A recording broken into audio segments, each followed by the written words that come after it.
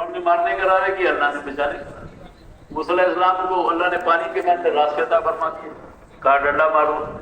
اب آج کا انسان یہ سمجھتے فرعون کے سر پر ڈنڈا لگاتے، پانی پہ ڈنڈا مگانے، تو تمہاری چھوٹی چھوٹی عقلیں۔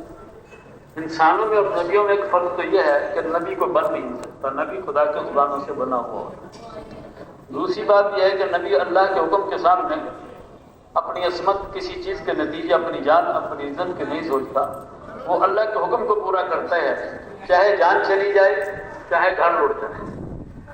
جو اللہ چاہتے ہیں نبی اس کے حکم کی تعمیر کرتے ہیں۔ تو موسیٰ علیہ السلام سے علماء فرماتے ہیں موسیٰ علیہ السلام سے اللہ نے قیامت تک یہ کروا لوں کہ عقلوں پر ڈنڈا لگوایا، پانی میں دیواریں بنا دی۔ کس نے؟ اللہ جو چاہتے ہیں وہی پانی ڈبو رہا ہے فرعون کو، موسیٰ علیہ السلام کو پار کر رہا ہے۔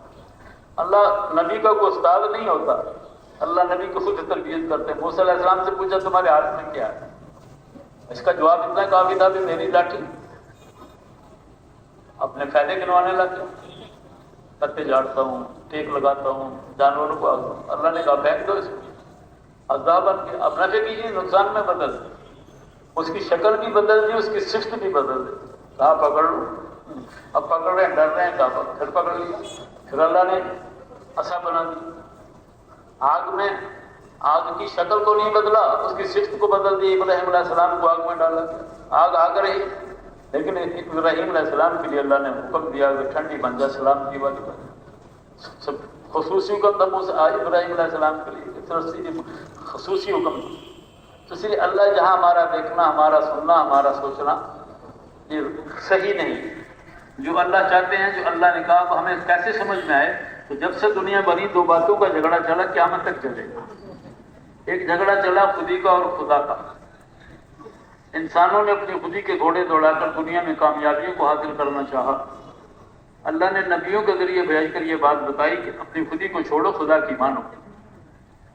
خودی یہ کہہ رہی 100 روپے میں 6 روپے ملتے ہیں، اللہ کیا کہہ رہی ہے؟ اعلان جنگ ہے، سود منع، خودی کے خلاف ہے۔ چلو ہم نہیں لیتے۔ دوسرا حکم آیا جو تمہارے پاس ہے اس میں سے بھی 2.5 روپے دے دو۔ 2 حکم آئے خودی کے خلاف۔ اللہ کی بات سچی ہے، ہمارا سوچنا غلط ہے۔ یہ ہے لا الہ الا اللہ۔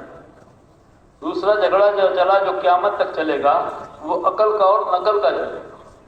لوگوں نے اپنی عقل کے گھوڑے دوڑا کر اپنے رسم و رواج کے مطابق دنیا میں عزتوں کو، کامیابیوں کو حاصل کرنا چاہا۔ اللہ نے نبیوں کو بھیج کر یہ بات بتائی کہ اپنی عقلوں کو نبی کی نقل کے تابع کر دو۔ زمانہ کوئی بھی ہو، جو میرا نبی کر رہا ہے اس کی نقل کرو۔ تمہاری سمجھ میں آئے یا نہ، یہ ہے محمد الرسول اللہ صلی اللہ علیہ وسلم۔ اس بات کو صلح حدیبیہ میں سمجھایا اللہ تعالیٰ۔ صلح حدیبیہ کی اکثر شرائط عقل کے خلاف ہیں۔ سارے جانتے ہیں ہمارا آدمی آئے تو تم واپس کرو گے، تمہارا ہے تو ہم واپس نہیں کریں گے، اس دفعہ بغیر عمرے کے چلے جاؤ۔ محمد رسول اللہ وہ بھی کاٹ دیا اس دفعہ ہے تو ساری شرطیں آپ صلی اللہ علیہ وسلم مشورہ کرتے صحابہ سے، چونکہ حضور اکرم صلی اللہ علیہ وسلم کو اللہ نے آخری نبی بنا کر قیامت تک کے انسانوں کے لیے کام چلانا تھا، تو اللہ تعالیٰ نے مشورے والا ہمارے اس امت کو منتقل کرو۔ تو آپ سر گاہے گاہے مشورہ لیتے رہے، آپ کو مشورے کی ضرورت نہیں تھی۔ ان ہوا الا وحی، کیونکہ آپ کی ہر بات اللہ کے چاہنے کے مطابق ہوتی ہے۔ تو آپ سب عورتوں کے بھی نبی، بچوں کے بھی نبی، مردوں سلمہ رضی اللہ عنہ نے کہا کہ آپ حلق کرانے کے لیے بیٹھ جائیں، مشورہ نہ کریں۔ آپ صلی اللہ علیہ وسلم حلق کرانے کے لیے بیٹھ گئے، چونکہ احرام باندھا ہوا۔ جب صحابہ نے دیکھا کہ اللہ کا نبی حلق کرا رہا ہے تو سب نے آ کر حلق کرا دیا۔ انہوں نے اپنی عقلوں کو نبی کی نقل کے تابع کر دیا، اپنی عقلوں کو چھوڑ دیا کہ نبی یہ کر رہا ہے ہم اسی کو کریں گے۔ اللہ نے قرآن میں اس کو فتح مبین کہا۔ تو زمانہ کوئی بھی ہو، جو بھی نبی اللہ صلی اللہ علیہ وسلم کے طریقے کے مطابق چلے گا، اللہ اس کو دنیا میں بھی عزتیں کا مرانی عطا فرمائیں گے اور آخرت میں بھی عطا فرمائیں گے۔ تو اس کے لیے اللہ نے مختلف زمانوں میں مختلف لا الہ الا اللہ، اللہ سے ہوتا ہے، اللہ کے کائنات کا، زمین و آسمان کا۔ آج دنیا میں حقوق کی جنگ ہو رہی ہے، ملکوں میں، گھروں میں، شہروں میں، ہر جگہ پہ اللہ نے سب کی عبادت فرمائی۔ تو ان کا حقوق کا تقاضا یہ ہے کہ میں حق بھروں، تم نے غلط کیا ہے۔ تو اس کائنات کا، زمین و آسمان کا سب سے بڑا حق کیا ہے؟ معلوم ہے لیکن ہم بھول گئے، کیونکہ جو بات ماحول میں چلتی رہتی ہے وہ تو یاد رہتی ہے۔ جو بات ماحول میں نہ ہو، مارکیٹ میں نہ ہو، تو لوگ بھول جاتے ہیں۔ تو زمین و آسمان کا، کائنات کا سب سے بڑا حق کیا ہے؟ ایک اللہ سے ہوتا ہے، اللہ کے غیر سے، اللہ کے علاوہ سارا اللہ کا غیر ہے۔ تو یہ بات آج سننے سے کان قاصر ہو گئے، آنکھ دیکھنے، ہر چیز اس کے خلاف چل رہی۔ تو ایک اللہ یہ زمین و آسمان کا سب سے بڑا حق ہے۔ اس کو پر اللہ نے قسم کھا کر بھی بتایا نا، وہ ساری دنیا کے انسان پھنسا رہے سوائے 4 لوگوں کے، بقول غالب کے اللہ قیامت کے دن 4 چھلیاں لگائیں گے۔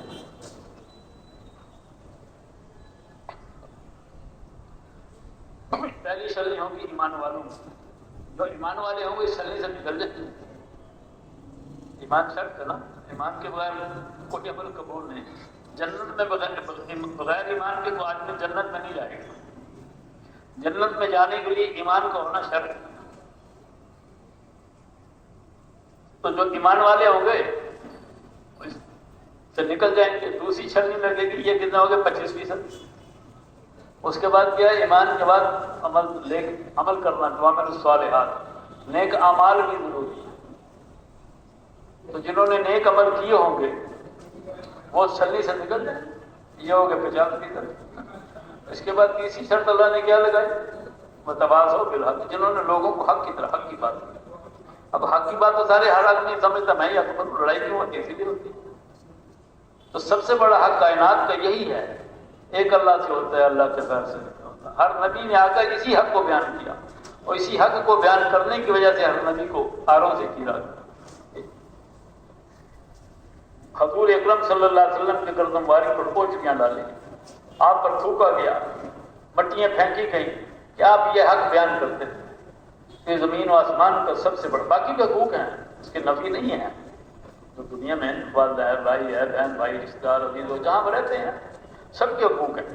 یہ چھوٹے حق ہیں، دل کا آباد کرنا بڑا حق ہے، پیٹ کا بھرنا چھوٹا حق ہے۔ صحابہ کے پیٹ خالی تھے، دل نورانی، مسجدیں کچی تھی، ایمان پکے تھے، دلوں میں روشنی تھی، مسجدوں میں اندھیرا تھا۔ تو دل کا آباد کرنا بڑا حق ہے۔ اللہ نے کہا نا، اے ایمان والوں اپنے آپ کو، اپنے گھر والوں کو جہنم کی آگ سے بچاؤ۔ فاقے کا نہیں کہا، فاقے کا کیا کہا؟ اپنے گھر والوں کو، خود بھی نماز کی پابندی کرتے رہو، گھر والوں کو بھی نماز کا حکم کرتے رہیے۔ ہم آپ سے روزی کمانا نہیں چاہتے، روزی تو آپ کو ہم دیں گے۔ پیٹ کا بھرنا چھوٹا حق ہے، دل کا آباد کرنا بڑا حق ہے۔ کہ دل کے آباد کرنے کے لیے کیا اللہ سے ہوتا ہے، اللہ کے غیر سے نہیں۔ یہ چوٹ ہے، ایک تلوار ہے دنیا کی۔ تو بھائی یہ سب سے بڑا حق ہے۔ چوتھی یہ 75% ہو گیا۔ پھر اس کے بعد لگی وتواصوا بالصبر، جنہوں نے اس کام کو کرتے ہوئے برداشت کیا اور صبر کیا، جنہوں نے کیا ہوگا اس کام سے نکل جائیں گے۔ بھی حالات اچھے تھے، کھانے کو ملتا رہا، پینے کو ملتا رہا، ضرورتیں پوری ہوتی رہی، تو دین کا کام بھی ہوتا رہا۔ شادی استقبال کرتے رہے، واہ واہ کرتے رہے، کچھ حالات آ گئے، پریشانی آ گئی، کسی نے کوئی طبیعت کے خلاف بات کر دی اور کوئی معاملات ہو گئے تو چھوڑ دیا؟ نہیں، صبر کر کے لگے رہے، کیونکہ ہم تو اللہ کے لیے لگے، ہمارا ایک مقصد زندگی ہے، ایک کام ہے۔ اس کام کے لیے حالات موافق ہو یا ناموافق ہو، ہم اس کام میں لگے رہے، اس حق کے لیے لگے۔ اس میں انہوں نے پھر صبر میں ایک بات اور بتائی، اس سے مراد جو وقت اللہ کے دین کو دے دیا اس کی پابندی کرنا بھی صبر میں شامل ہے۔ جیسے ہمارے بزرگ کہتے ہیں نا کہ بھی اپنے اوقات مقرر کرو، روزانہ کا ٹائم ہے، روزے کا ہفتہ، چلے کا مہینہ، سال، مہینہ کون سا لگانا ہے، تو روزانہ کا جو وقت ہے اس کی پابندی کرنا انہوں نے فرمایا یہ بھی صبر میں شامل ہے۔ اور بھائی اس کی پابندی کرنا، یہ ساری چیزیں صبر میں شامل ہیں۔ مثال کے طور پہ ایک گاڑی 10 بجے نکلی، اسٹیشن سے اس نے 10 بجے نکلنا تھا، میں 10:01 پر پہنچا تو گاڑی چلی گئی۔ کتنے منٹ لیٹ ہوا؟ 1 منٹ۔ میں 1 منٹ لیٹ نہیں، میں 24 گھنٹے لیٹ ہوں۔ اب یہ گاڑی کب ملے؟ ظاہر کے اعتبار سے تو ایسے رکھ رہا ہے نا۔ تو ایسی دنیا کی زندگی 2.5-3 منٹ، پہلا دن 50,000 سال کا ہوگا۔ تو اگر میں 15 منٹ لیٹ پہنچا، میں آخرت کے اعتبار سے کتنا پیچھے ہو گیا، گاڑی آگے جا سکتی۔ کیونکہ یہ سودا غیب کا ہے، اس کی پابندی کرنا بھی اور پھر پہلی جو دو باتیں ہیں وہ تو ہر مسلمان کے لیے فرض ہیں، پہلی امتوں کے لیے بھی فرض تھی، ماننا نامت والے کرنا، لیکن آخری دونوں باتیں جو اللہ نے مجھے اور میرے اور آپ کے لیے اللہ تعالیٰ نے عالم فرما دیا اس کے لیے کہ خود بھی اعمال کو کرنا اور سارے عالم کے انسانوں کا فکر کرنا کہ جہنم سے بچ کر جنت میں چلے، لا الہ الا اللہ، ایک اللہ سے ہوتا ہے، اسی بات کو کرنا۔ یہ کیا ہے؟ یہ اقرار بندگی ہے، یہ اقرار نامہ ہے کہ اللہ آج کے بعد میری مرضی ختم ہے، آپ کے حکم کے مطابق چلوں گا، نبی صلی اللہ علیہ وسلم کے طریقے کے مطابق زندگی گزاروں گا، یہ وعدہ ہے، یہ اقرار نامہ ہے کرنا۔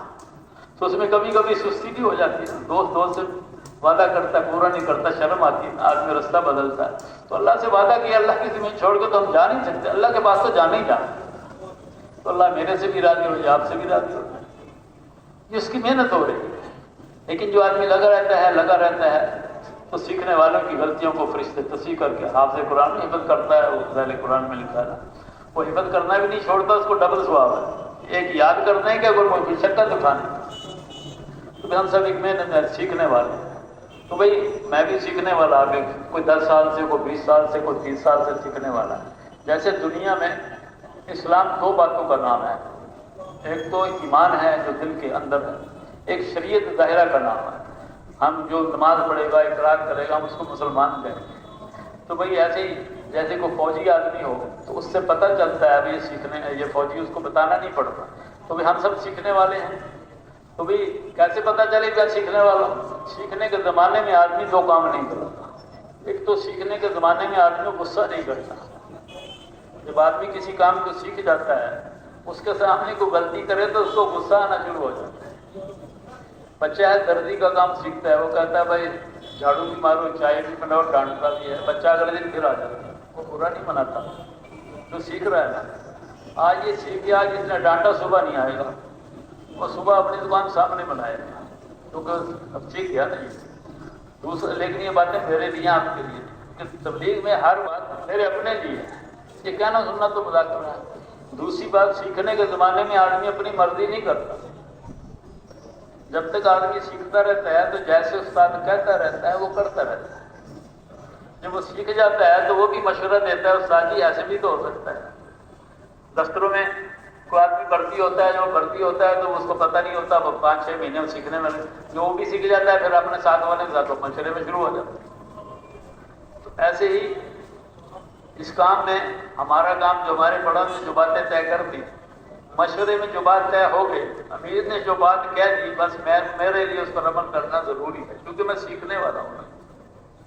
اگر میں نے یہ دونوں باتوں کی میں نے پہلے عرض کیا بھی بات میرے لیے، آپ کے لیے نہیں، آپ تو ماشاءاللہ صاحب میرے سے آگے ہیں، تو بزرگوں نے ایسے تو ایک تو سیکھنے کے اللہ کے راستے میں نکل کر اگر میں نے کسی پر غصہ کیا یا میں نے اپنی مرضی کی تو اس کا مطلب میں سیکھنے والا نہیں۔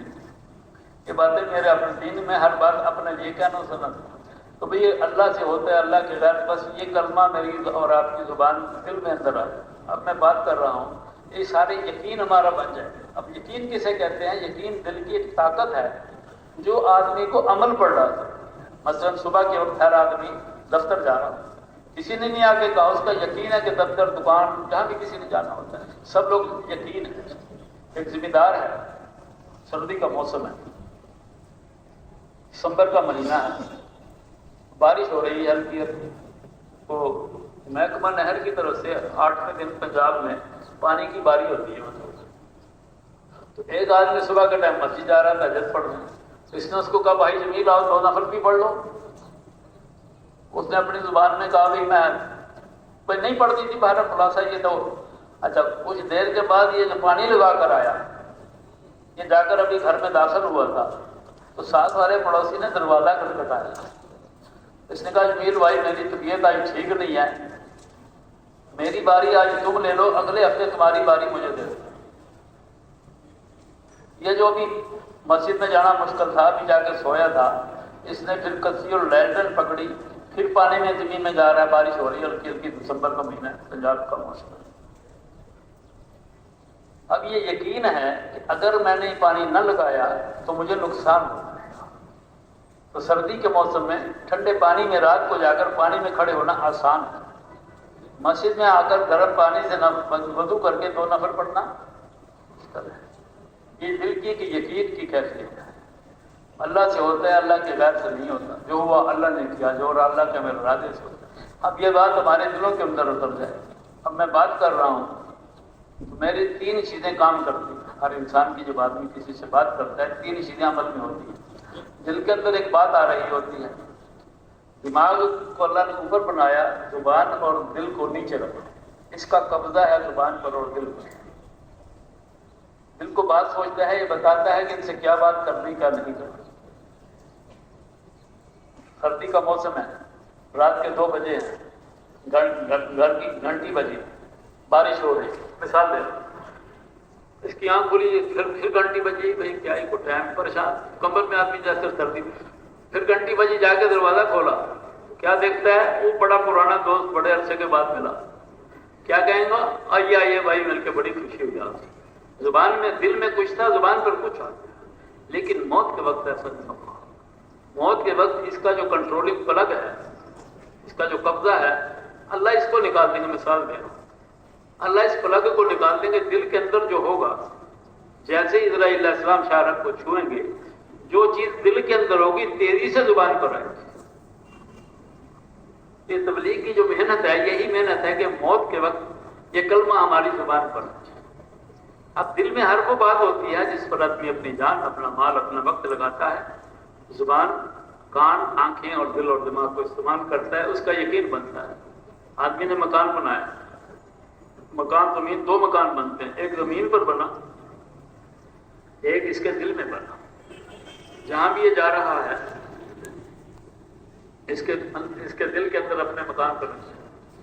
20 سال دعا کی، پیسے جمع کیے، آج بڑھ گیا، اللہ نے توفیق دی، اللہ سب کو بلائے بار بار۔ تو اب کیا ہے جی، 8 تاریخ کو حج ہو گیا۔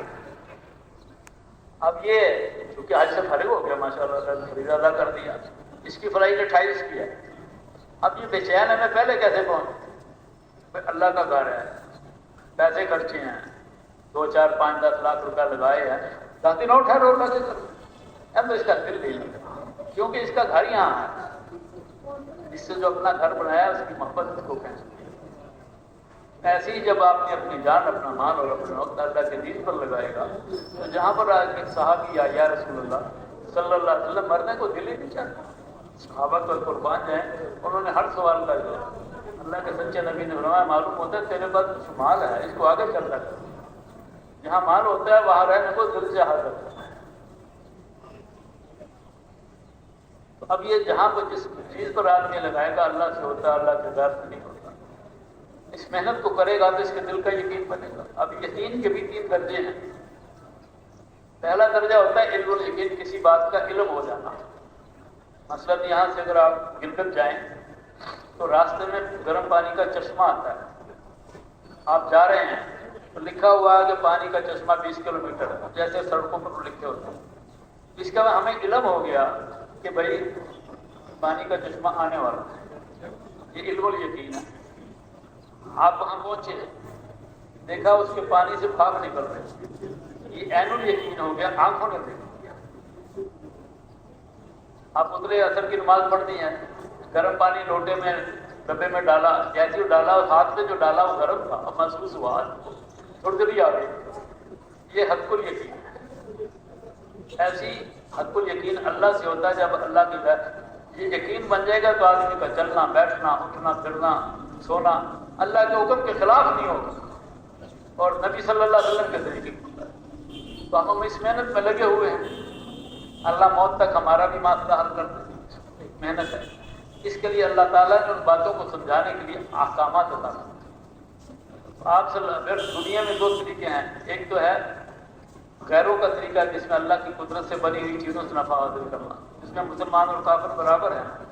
بھینس خریدی دونوں کو دودھ ملے گا، دکان ڈالی دونوں کو ملے یا نہ ملے، اللہ کی مرضی سے بارہ ظاہری طور پر ملے گا۔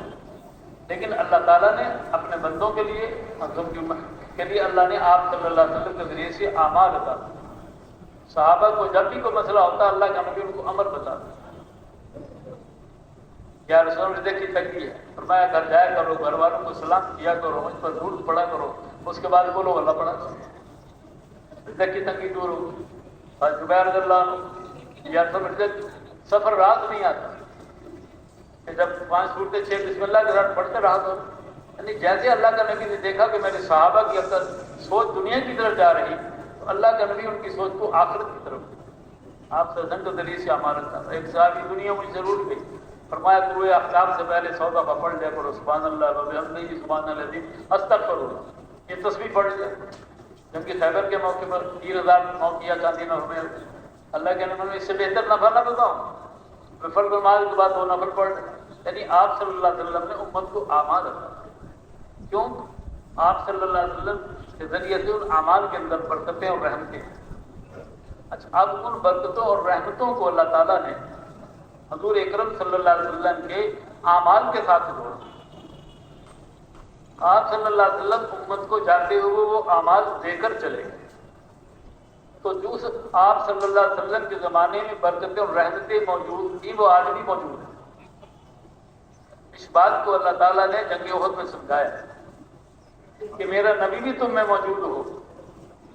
غلط فہمی کی وجہ سے آپ ہٹ گئے. اگر میرے نبی کی بات نہیں مانو گے تو میری مدد تمہارے ساتھ نہیں. تو زمانہ کوئی بھی ہو, جو بھی آپ صلی اللہ علیہ وسلم کے طریقے کے مطابق زندگی گزارے گا, اللہ کو دنیا میں بھی کامیابی عطا فرمائیں گے, آخرت میں بھی. یہ اعمال دنیا کے لیے, آخرت میں تو نفع اور برکت. جیسے وہ گھر کی تنگی تو ہو, جو پہلے ہی میں نے عرض کیا کہ اے نبی صلی اللہ علیہ وسلم آپ اپنے گھر والوں کو بھی نماز کا حکم کرتے رہیے, خود بھی نماز کی پابندی کیجیے. ہم آپ سے روزی کمانا نہیں چاہتے, روزی تو آپ کو ہم دیں گے. اس لیے کہ آپ صلی اللہ علیہ وسلم کے ذریعے نے نماز کا عمل تھا. مسئلہ دنیا کو یہ آخرت کا. ہم نماز پڑھیں گے, اللہ سے اپنے مسئلوں کو حل کرائیں گے. جنگ بدر میں 313 تو آ گئے, لا کے کھڑا کر دیا, پھر دعا مانگ رہے ہیں اگر یہ مٹ کے تیرا نام لینے والوں کو باقی نہیں رہے. دنیا کی بات نہیں کی, حکومت کی بات نہیں کی, کہ اگر تیرا نام لینے والا کوئی باقی نہیں رہے. اصل تو جب تک اللہ کا نام دنیا میں, دنیا زندہ ہے, چلتی رہے. تو نماز کیا ہے؟ یہ اظہار بندگی ہے. کلمہ ہے اقرار بندگی. جو اقرار نامہ کیا تیری مانوں گا, تیرے نبی کے طریقے پر چلوں گا, یہ اقرار ہے. نماز اس کا اظہار ہے, اظہار بندگی ہے. سب کچھ کو چھوڑو, سب کچھ کا خیال بھی چھوڑو, یہ اظہار ہے اس کا. تو جو کسی حال میں بھی ہو سب کچھ چھوڑ دو. نماز شاندار, جاندار زندگی کی شاندار. تو نماز میں دنیا اور آخرت دونوں جہانوں کے مسئلے. اللہ نے قرآن کے اندر 2 لفظ فرمائے, ایک لفظ فوت فرمایا, ایک لفظ فلاح فرمایا. اس کا مفہوم ہے کہ جو جہنم سے بچا لیا گیا, جنت میں داخل کر دیا گیا, فقط فاز فوز عظیما, بڑی کامیابی. اس سے مراد ہے آخرت کی کامیابی, جنت کی کامیابی. اور جہاں لفظ فلاح آتا ہے اس سے مراد دنیا کی بھی کامیابی اور آخرت کی بھی کامیابی, دونوں جہانوں کی کامیابی. تو نماز میں دنیا کا بھی مسئلہ ہے, آخرت کا بھی مسئلہ کوئی بھی. اور روزی کا مسئلہ تو نماز کے ساتھ جڑا ہوا ہے. اسے کہا جو کیسے جڑا ہے؟ اب گرمی کے موسم میں مسجد میں آ کر نماز پڑھنا آدمی کو لگتا ہے بھی کیا لگے. اچھا بھائی, لیکن سڑک پر ٹریفک کے سپاہی کو لوہے کی ہیٹ رکھنے کے بعد سڑک پر کھڑے ہو کر ہاتھ لانا آسان ہے. بھائی کیا کر رہے ہو بھائی؟ بھائی میں روزی کما رہا ہوں, حکومت کا حکم پورا کر رہا. تم اللہ کے گھر میں آ کر اللہ کا حکم پورا کریں گے تو روزی نہیں ملے گی. کیونکہ بات سمجھنے کی, اللہ نے حضور اکرم صلی اللہ علیہ وسلم کے ذریعے سے اعمال رکھا. رات کو آیت کرسی پڑھ دو, اللہ 40 گھروں کی حفاظت فرماتا. وہ سنتے رہتے نا واقعہ, کسی گھر میں چور ڈاکو آ گئے تو انہوں نے سامان جمع کر دیا. وہ چھوٹی بچی تھی, تو ابو تو آپ تو کہتے تھے ان گھروں میں تعلیم ہوتی, جو ہمارے بڑے کہتے ہیں بھائی تعلیم بھی کرو, اپنے گھر والوں کو بھی, وہ بھی اس میں شامل ہو جائیں. تو وہ تعلیم ہوتی تھی, تو جب وہ سب ہو گیا تو بچی نے کہا ابو آپ تو کہتے تھے آیت کرسی پڑھنے سے عبادت ہوتی ہے. تو ابو نے کہا بیٹا میں رات پڑھتی بھول گئی. تو بچی نے کہا ابو میں نے تو پڑھی تھی رات. اس بات کا ایسا اثر ہوا, اور ڈاکو جو تھے وہ سامان بھی چھوڑ کے بچی کو جاتے ہوئے 500 روپے بھی دے کے چلے. یہ ساری باتیں یقین کی. اور اللہ کا وعدہ, جو اللہ کے وعدے اور اللہ کی قدرت, اللہ کی طاقت وہی ہے جو پہلے تھی, اور ہمیشہ ایسے ہی رہے, اس میں کوئی کمی نہیں ہوئی.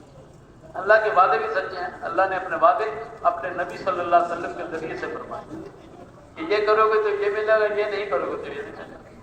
تو نمازوں میں دنیا کی بھی کامیابی ہے اور آخرت کی بھی کامیابی ہے. لکھا نا جب حی علی الفلاح ہے, اس میں اللہ لا حول ولا قوت الا باللہ کے ساتھ یہ بھی پڑھ لینا چاہیے اللہم اجعلنا مفلحین، اللہ ہمیں کامیاب لوگوں میں بھی شامل فرما، لا حول ولا قوت الا باللہ۔ تو یہ اعمال صلی اللہ علیہ وسلم کے ذریعے سے ہمیں دنیا کی زندگی کے لیے چاہیے، آخرت میں تو اس کا نفع نقصان فائنل ہو جائے گا نا جو بھی ہوگا، اصل دنیا کے لیے، دنیا کا مسئلہ ہو یا آخرت کا بھی مسئلہ ہو۔ ایک دفعہ مولانا غالباً یوسف رحمۃ اللہ علیہ نے بیان کیا، تو کسی نے غالباً بڑے کی بات کی، میں کبھی بیشی عبد القادر رائے پوری رحمۃ اللہ علیہ کسی نے بڑے سے کہا کہ مولانا یوسف رحمۃ اللہ علیہ نے اسباب کی نفی کر دی، تو بڑے سے بڑا پوچھ سکتا ہے، کہا بھی اب مولانا یوسف رحمۃ اللہ علیہ سے پوچھا کہ بھائی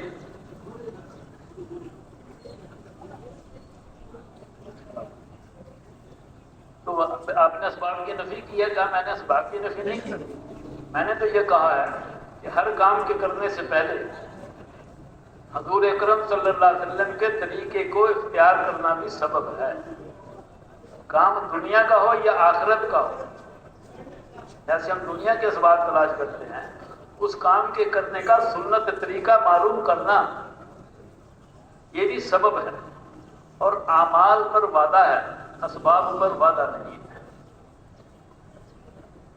دکان نہیں چلتی، ذمہ دار ہے، فصل خراب ہو گئی، لیکن آپ صلی اللہ علیہ وسلم نے جو عمل بتا دیا وہ پکا اور سچا ہے، اس کے اندر کوئی کمی نہیں۔ وہ یہودی عورت کا واقعہ نا، جاسوسی کا رکا لے کے جا رہی تھی، آپ نے فرمایا جاؤ اس کو پکڑو، اس کے پیچھے گئے، اس کا رکا نکال دے، اس کا میرے پاس سارا کچھ دے، تیرے ہمارے نبی کے منہ سے نکلی بات غلط نہیں ہو سکتی، سورج مشرق کی بجائے مغرب تو نکل سکتا ہے، تو اس نے بالوں کی مینڈیوں سے نکال کر وہ رکا دے دی۔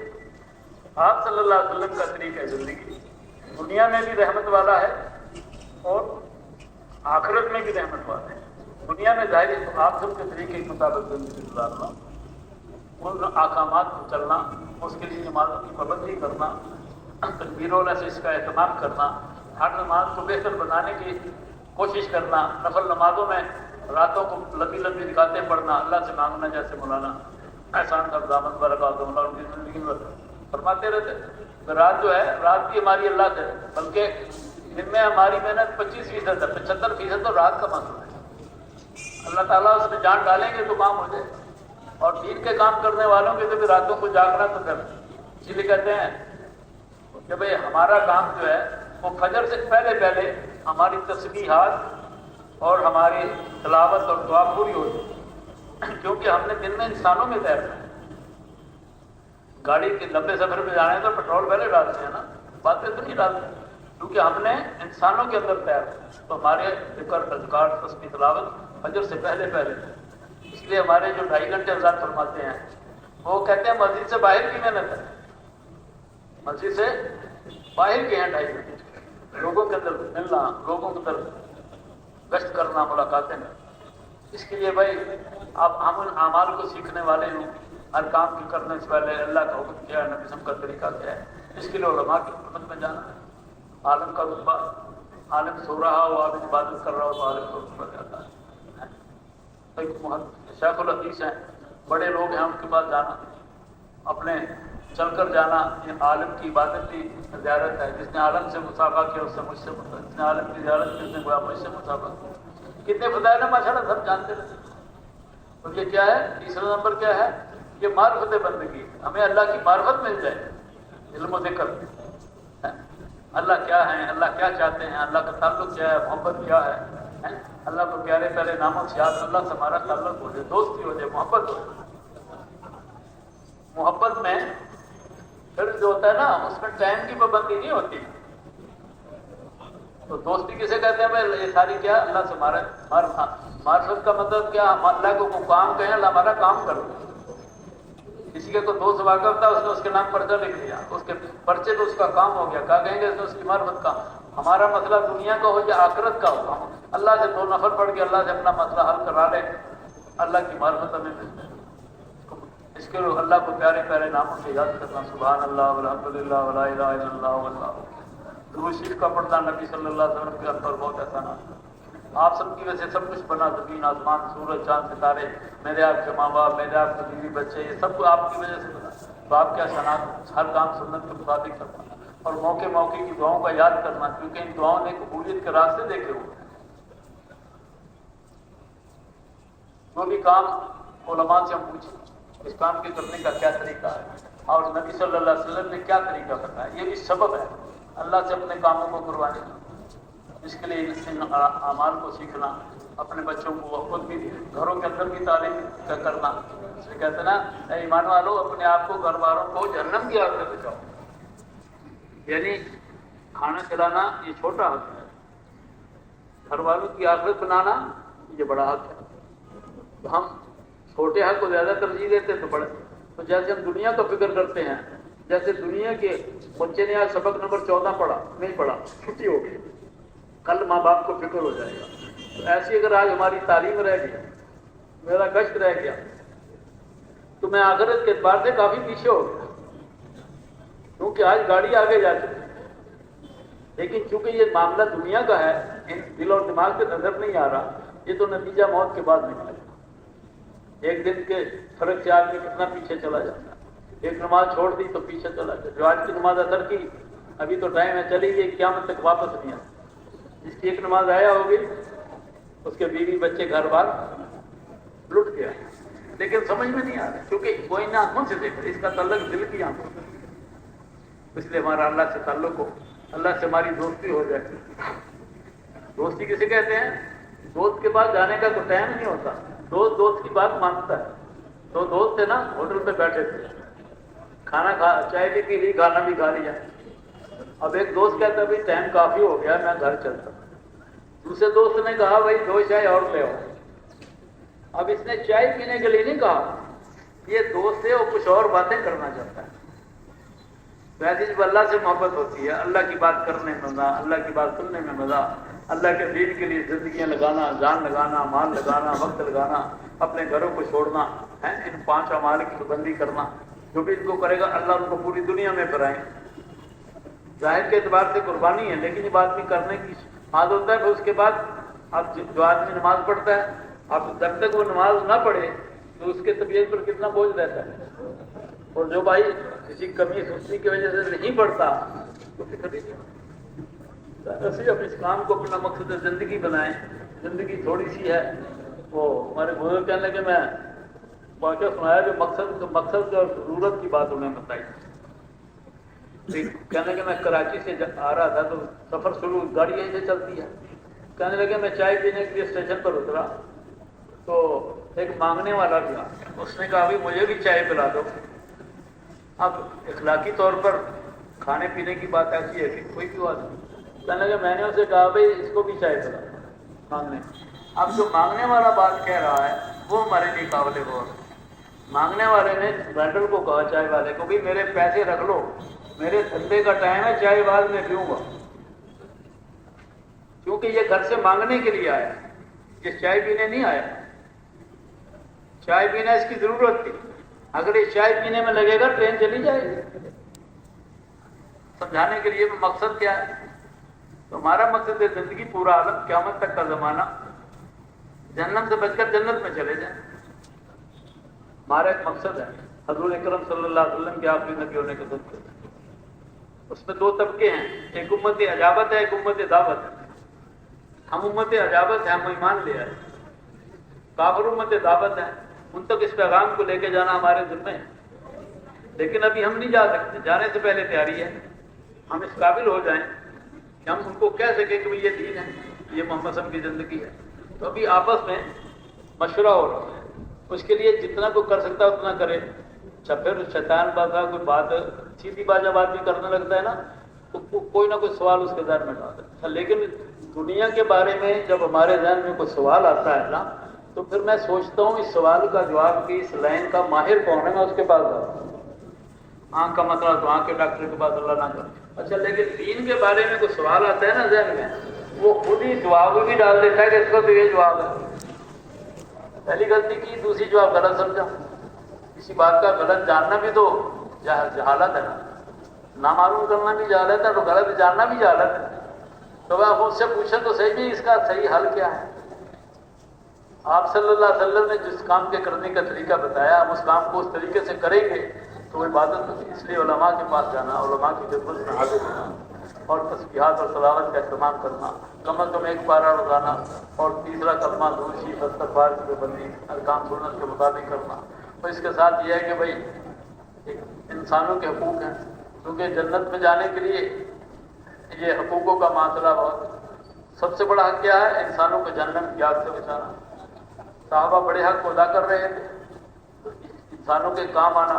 ایک بزرگ تھے، انہوں نے 4000 کتابوں کا مطالعہ کیا، اس میں سے 4 باتیں نوٹ، 2 باتیں یاد رکھنے کے قابل ہیں، 2 باتیں بھول جانے کے قابل ہیں۔ خدا اور موت کو یاد رکھو، اپنی نیکی اور دوسرے کی بدی کو بھول جاؤ، اپنی نیکی اور دوسرے کی بدی کو بھول جاؤ۔ اور پھر دنیا میں اللہ کے 2 گھر ہیں، ایک مسجد جس کو بندوں نے بنایا، ایک مومن کا دل ہے جس کو اللہ نے بنایا۔ مومن کا دل اللہ کے رہنے کی جگہ ہے، تو جو اس کی قدر نہیں کرتا اور نظر نہ آنے والی کی کیا قدر؟ تو انسانوں کی قدر ہے، انسانوں کے کام آنا ہے، انسانوں کی خدمت کرنا، سب سے بڑا کہ جہنم سے بچا کر جنت کے راستے پہ ڈالنا، اللہ کے لیے برداشت کرنا، اللہ کے لیے منت اور خوشامد کرنا۔ ہماری منت خوشامد سے ہمارے ادھر بزرگ تھے، ایک نوجوان آیا نماز پڑھ کے چلا گیا، ان کہا بھائی کیا کرتے ہو؟ پرانی بات، ان کا جی میں ٹائپ کا کام سیکھ رہا ہوں۔ کیسے کرو؟ چاہیے جو تم نے نماز پڑھی ہے 4 آنے میں مجھے دے دو۔ وہ نوجوان تھا، کہ تمہیں غصہ لگے تو میری نماز تم لے لو۔ وہ کیا بات؟ کہنے لگے جو تمہارے ساتھ ٹائپ سیکھتا ہے 4 آنے انگور لے جو اس کو کھلاؤ اپنے ساتھ والوں کو۔ تیسرے دن وہ 3-4 کو ساتھ لے آئے، پھر کسی کو چائے پلا کر، کسی کو بوتل پلا کر، کھانا کھلا کر جنت کے راستے پر ڈال۔ سب سے بڑا کہ انسانوں کا یہ ہے۔ ہم سب اسی طرح ایک انسان جو ہے اس پہ لاکھوں روپے لگے ہوئے ہیں، کتنی جماعتیں ہمارے محلے میں آئیں، ہمارے پر محنت کی، ان کا گھروں سے نکلنا، آج ان جماعت کا نکلنا، ان کا کاروبار کو چھوڑنا کرنا، ایک انسان ہمارا سرمایہ ہے۔ تو ان انسانوں کی خدمت، قدر کرنا، خدمت کرنا، محبت کرنا، تو اس کے ساتھ یہ کہ بھی سارے کاموں کو اللہ کی رضا کے جذبے کے ساتھ اخلاص میں دینا ہی دینا ہے، کاروبار میں لینا دینا ہوتا ہے۔ ہر وہ عمل جو اللہ کے لیے ہوگا، اس لیے کیا اس کو کہتے ہیں تصحیح نیت۔ اخلاص نیت کا تو یہ کہ میں ابھی عمل کیا ہے اور ٹھیک ہے، ابھی تو نیت ٹھیک تھی، عمل سے پہلے، عمل کے درمیان اور عمل کے بعد۔ اس لیے کہتے ہیں نیکی کرنے والے کو کچھ نہیں ملے گا، جو نیکی لے کر آئے گا اس کو 10 گنا ملے گا۔ تنخواہ میری جیب بس پہ چڑھا، جیب کٹ گئی، جیب خالی ہو گئی، تو جو نیکی لے کر اس کی حفاظت کرنا بھی ضروری ہے۔ نیکی راستے میں بڑے ڈاکو بیٹھے، اور کب تک بھائی بقول ابھی بزرگ فرمانے لگے بس بھائی اس ایمان کو بچا بچا کر بس قبر تک، پھر مزے ہی مزے رستے میں، جیسے موٹر سائیکل والے دیکھا ہوگا نا، تو یہ کافی رکاوٹیں آتی ہیں، اس ایمان کو بچا بچا کر اب کو نبی نہیں آئے گا۔ اب قیامت تک کے انسانوں کو جنت سے بچانا، جنت کے راستے پر ڈالنا، یہ میرے اور آپ کے ذمہ ہے۔ اب اس کے لیے مختلف سوالات آتے ہیں۔ اب آپ صلی اللہ علیہ وسلم کی آخری نبی، یہ کیا ہے؟ یہ نشر بندگی۔ چوتھا نمبر کیا ہے؟ وہ حفاظت بندگی ہے، جو اعمال کی ہے اس کی حفاظت بھی ضروری ہے۔ 5واں نمبر کیا ہے؟ یہ قبولیت بندگی، جو اعمال کی قبول بھی ہوئے کہ نہیں ہوئے، قبولیت بھی شرط ہے۔ 6واں کیا ہے؟ نشر بندگی، نہ اعمال کو کرتے ہوئے گلی گلی، ملک در ملک، شہر در شہر کرتے، تو اس کے لیے اللہ کے راستے میں خود بھی نکلنا، نکالنے والے لوگوں کو نکالنے والا بنانا۔ اب اس کے لیے مختلف سوالات آتے ہیں، کوئی کہتا ہے یہ عمل کرو، کوئی کہتا ہے پہلے مجھے علم ہونا، ساری باتیں ضروری ہیں، لیکن وقت کے ساتھ ساتھ ہر چیز بدل جاتی ہے۔ صبح کا وقت ہے، بس بات ختم کرو، صبح کا وقت ہے، لوگ اپنے دفتروں میں جا رہے ہیں، ایک آدمی بیمار ہے، گھر کے باہر کرسی پہ بیٹھا ہے، اسی وجہ سے، کیونکہ بیمار آدمی جلوہ ہوتا ہے، چہرہ گھر میں پریشان ہو جاتا ہے، باہر آ کے وہ کہتا ہے آگ بجھاؤ، اس کی کوئی سنتا نہیں، سب جلدی میں ہے نا، ٹائم نہیں کسی کو۔ تو وہ آپ جیسا سمجھدار آدمی تھا، اس نے دیکھا یہ کیا کہہ رہا ہے، اس سامنے مکان کو آگ لگی، خدا نہ خاصہ، تو آپ نے 2-4 آدمی کو روکا، 4-5 آدمی رک گئے، کسی نے فائر بریگیڈ فون کر دیا، کسی نے مین لائن بند کر دی، کسی نے باپڑا والوں کو فون کر دیا، 2-4 نے مل کر پانی ڈالا، ریت ڈالی، آگ بجھی۔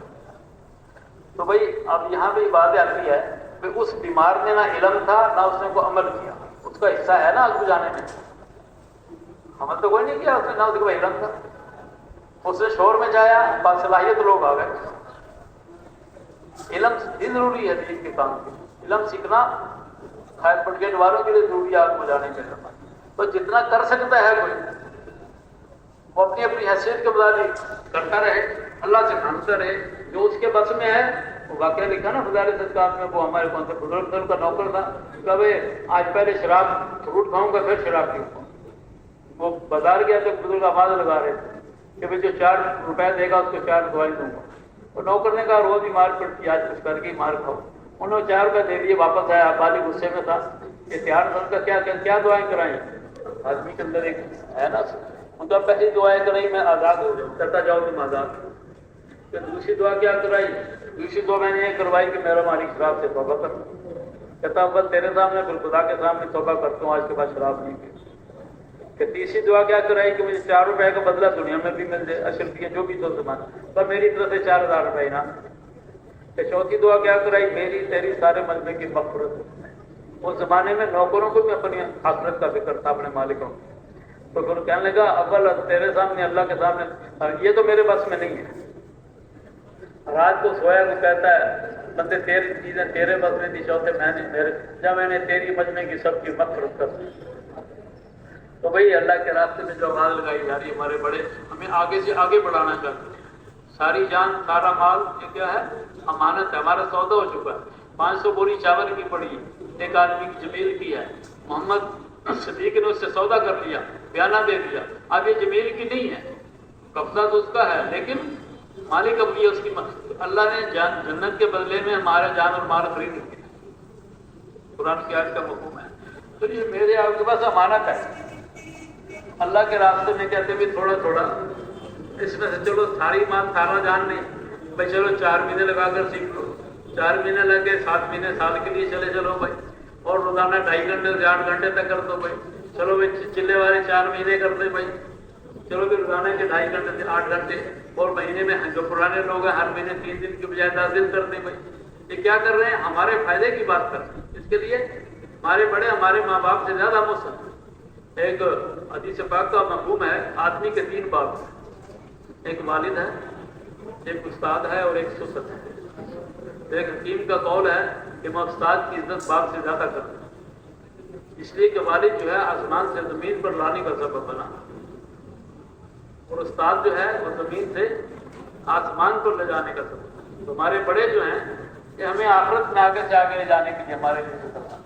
یہ ہمارے مسلم ہمارے بڑے اللہ ان کی جو چلے گئے اللہ ان کی قبروں کو دور سے بھر، جو زندہ ہے ان کی زندگی میں اللہ پاک برکت عطا فرمائے. تو بس تھوڑا سا زمانہ ہے، موت کا کوئی پتہ نہیں. موت کے بعد زندگی بڑی لمبی ہے. نبیوں کے بعد والی جب کرسیاں ہوں گی اس کام کے کرنے والوں کی ہوگی، اس پر نبوت کی موت آئے گی، شہادت کی موت ہوگی، کہ جوڑ موتی کا محل ملے گا. نبیوں کے بعد والی جب اس پر نبوت کی موت ہوگی. قیامت کے دن کچھ لوگ ہوں گے ان کے چہرے چودھری کے چاند کی طرح روشن ہوں گے. لوگ بے فکر ہو گئے یہ کون انبیاء ہیں، ورنہ یہ انبیاء ہیں. یہ وہ لوگ ہیں جو مختلف خاندانوں سے، مختلف قبیلوں سے، علاقوں سے آ کر ایک جگہ جمع ہو گئے. ان کا مقصد اللہ کی رضا. اس کے لیے سب تیار ہے نا بھائی. ساری زندگی سارا مال تو کون کون تیار ارادہ کرتا ہے؟ مان تو بھائی آدھا کام تو ہو گیا. پہلے نیت ارادہ کرتا ہے، آدھا کام ہو گیا. اب آدھے کام کے لیے باقی اپنا مشورہ ہے، بزرگوں کے ساتھ اپنے حالات رکھ دیں، انشاءاللہ ان کو نیت کا پورا ثواب ملے گا.